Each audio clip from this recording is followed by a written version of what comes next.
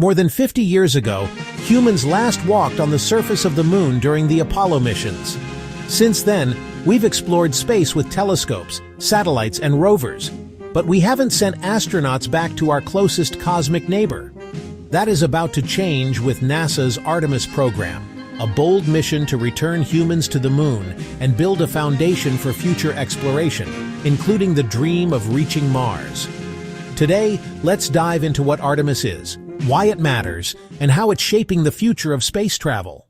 The Artemis program is named after Artemis, the twin sister of Apollo in Greek mythology, symbolizing not just a return to the moon, but a new era of exploration. Unlike Apollo, which focused on short visits, Artemis aims to establish long-term presence. NASA's goal is simple yet revolutionary: land the first woman and the first person of color on the moon, explore more regions than ever before, and set the stage for humanity's journey to Mars. Artemis isn't just an American mission, it's international. Agencies like ESA, Europe, JAXA, Japan, and CSA, Canada, are major partners.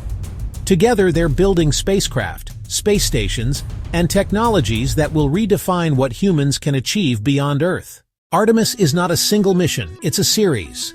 Artemis 1 was an uncrewed test flight of the Space Launch System, SLS rocket, and the Orion spacecraft.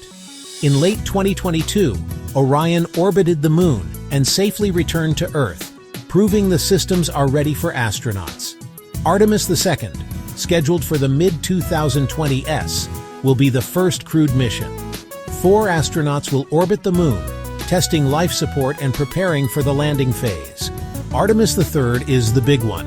It will land astronauts near the lunar South Pole, an area rich in water ice. This could be a game-changer, as water can be used for drinking, breathable oxygen, and even rocket fuel. In addition, NASA is developing the Gateway, a small lunar space station that will orbit the moon. It will serve as a hub for astronauts, research, and international crews, making the moon more accessible than ever before. But why return to the moon now, after half a century? The answer is science, technology, and inspiration. The moon holds clues about the history of the solar system. By studying its rocks and craters, scientists can learn about Earth's past. The South Pole's water ice can support future missions, turning the moon into a refueling station for deeper space travel. Artemis also pushes technology forward. New rockets, spacecraft, and life support systems designed for longer missions will benefit not just space exploration, but also life on Earth. And let's not forget the human side. The Apollo missions inspired an entire generation. Artemis could do the same for millions of young people today. So, as NASA prepares to send humans back to the moon, Artemis is more than a mission. It's a promise. A promise to explore, to learn, and to push the limits of human potential. From Apollo to Artemis, from footprints in the dust to permanent habitats, we are entering a new chapter in the story of space exploration. And this time, when we return to the moon, we're staying.